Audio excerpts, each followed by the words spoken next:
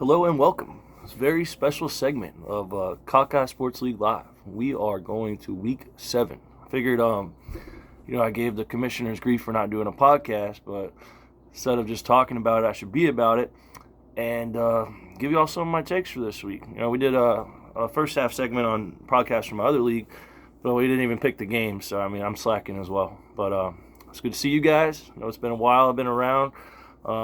Pretty much doing the same stuff. We're gearing up for Andrew's wedding this weekend, though, so riding out to Raleigh tomorrow. Probably should be packing, but I'm really great at procrastinating, so I figured I would do this first. Don't really have much to say, so let's just get into this week's games. I'm going to start off with, the stinker, what y'all would say, the loser pack your bags game. The meats and swamps. Gray, I'm sorry this year, dude. You've been really unlucky with injuries. Nakula's awesome. I have McCaffrey in my other league, so I've been fucking dealing with that crap too. And I don't even know when he's coming back, if he's coming back, what the deal with the Germany thing was, or that weird shit. But if he does, at least you have a bright future, man. What I got about your team is I think you have a chance going forward if you can sneak this one out, especially with Amari Cooper being on the Bills now. I think that's fun. Having Mostert back helps. I still I have Achane in my other league. I still hesitate to think that that's going to be huge for you just without Tua, that offense. I'd stay away from it. Any Tyreek Hill owner knows about that, or Jalen Waddle. I think the only chance you really have in this game is if Tyler Lockett goes how he used to, where he could get you fucking 30 points, typically on your bench, but you have him in your lineup. You need him to go for 30. And then Geno, it doubles down. Have a Chase Burrow type game. And if you do that, you never know. Maybe you get some of these guys back from injury. You're 2-5. It's not over yet, but 1-6, man. That's pretty much done. Trust me, I've been there. I'm the basement dweller of this league in history, so I sympathize with you, buddy. I like the meats team. I think Buffalo gets up early on Tennessee, which will give James Cook a good chance to cook. I don't know how healthy he is, but I say that he's playing, so I think that'll be good for Pierce's team.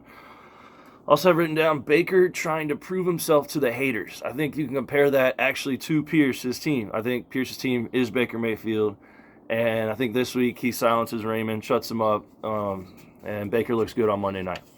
The Ravens, their defense is not very good. I don't know if you watched them play against Cincinnati the other week. And I think Tampa Bay has a really solid offense, and that's going to be a really fun game. So I like Pierce's team. Get back in the win column.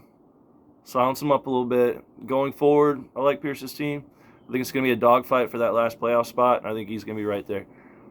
Who we got next? Boomers and Gunners. The Rambler.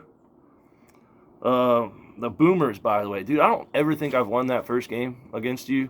I can't seem to ever win that. But I actually like both of these teams. I think it's going to be a really good game. I think the Patriots always take away the best player on the opposing team. And right now, all they really got going for them, Jacksonville, is the run game. So I think that's going to hurt Raymond. And I think their secondary is really suspect. So I think Brian Thomas is going to be the key to this game. If he goes for 20 points, which he has in the past, I think the Boomers win. Talking about Raymond's team, though, Walker and Williams, I know y'all said I have the best running back duo, but they're probably going to be better over the course of the year.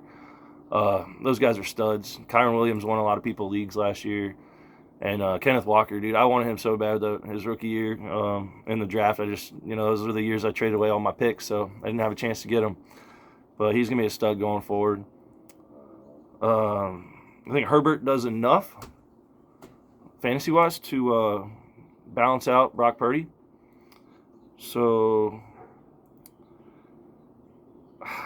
I'm leaning towards I'd rather have Raymond's team going forward, but I'm going to say the panic meter is going to be pretty high because I think the Boomers sneak this one out. I'm really high on Brian Thomas this weekend. The NFL is pulling a major league with Jacksonville. They've been doing it for years, so this is their second week in a row being in London, and I think they're tired of hearing about how shitty they are. Trevor Lawrence still has a couple bullets in the chamber, and Brian Thomas is a stud. So I think he goes off. I think mark it down. He goes for 20-plus points. Raymond wins in a nail-biter, and he's looking back at the end of the year between that Pierce loss and this loss. Those are the two losses that kept him out of the playoffs, because right now his team's right there on that line with, like, pretty much all of us. Hoongans and Sharks. Now, this game, Thursday night made this a lot more fun, because I am not big on any of the Broncos players, especially Devontae Williams, and he had his best game of the year by far. So, projections-wise, neck and neck. Question is how Garrett Wilson's going to do against, or just in general, with Devontae Adams there now. Does it help him more? Is Devontae Adams going to get doubled, so it frees up Garrett Wilson even more? Does it take pressure off of him from being the number one guy? I don't like the Jets. I don't really like Aaron Rodgers, but they did show signs of life last week. And I think they're hungry. And I think if they can't get it done with these guys, then they need to start looking in the mirror. I think Mahomes is finally going to show up, because he's going to have to. I don't think Mahomes is, like, done as far as, like, being a good fantasy quarterback. I just think it's frustrating because, like, for people that have him, because he hasn't really necessarily had to be. People never really talk about how good that defense is. And Mahomes is like Brady-esque. Like, they're just going to do what it takes to get the job done. Like, he doesn't care what his stats look like or whatever. But having to play, like, one of the most talented teams, Super Bowl rematch, I think this game's in the 30s, and I think Mahomes, like, shows everybody why he's the best quarterback in the league. So I think that's really going to help out the Hoongans. But unfortunately for the Hoongans, the Sharks they're the real deal, man, and Lamar is Lamar, and I don't see him slowing down. Like I said earlier, I think that Baker has a great game, but I think Lamar might outduel him, like, super high scoring. So it's going to kind of cancel out, but which keeps you in it. The fact that Mahomes is back, it'll cancel out those big Lamar numbers, but you're going to need somebody else to step up. And I think that's Pickens, and it's the same thing about Brian Thomas that I said earlier. I think he's going to have to go for 20 for you to win, and I'm just not big on George Pickens. Now, this is the witching thing where, like, I say this and it helps you out, because me and the Sharks in the standings are neck and neck. So cast your hex and make George Pickens good for a night, and I think you win this game. So I'm changing my pick. The Hoongans are going to win. Witching power. George Pickens is key to the game. Get to my game. The Slingers versus the Queefs. Now, it's hard for me to pick against teams that are called the Queefs, because that's awesome. And it's also hard for me to pick against the team that I backed, saying that they are the Bengals. And what I think about the Bengals is that they're going to come up and rise and make a run in the playoffs. So naturally, the Queefs are going to beat me, because, I supported him. Kamara scoring 2 points doesn't help me. Hurts is probably going to show out. Former MVP. I think our receivers cancel each other out.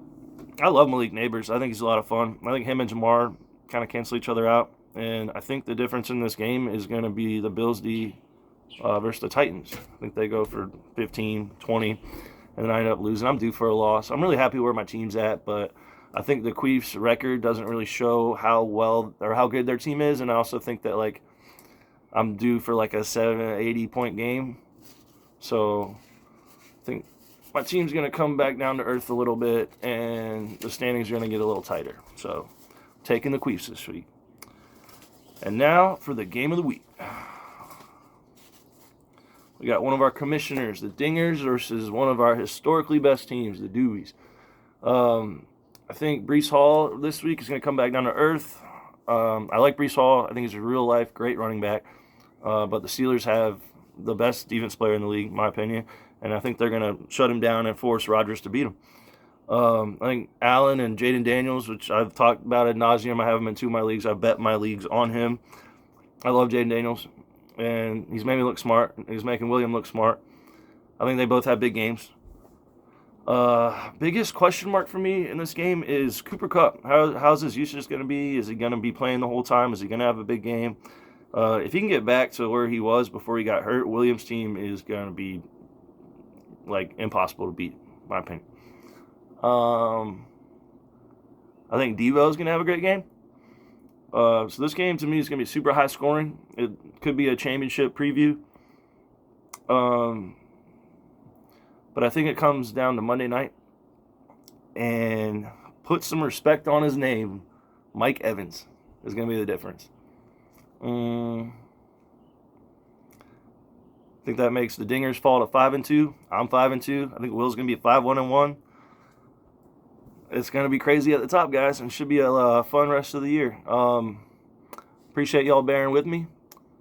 And fuck Graham. Peace.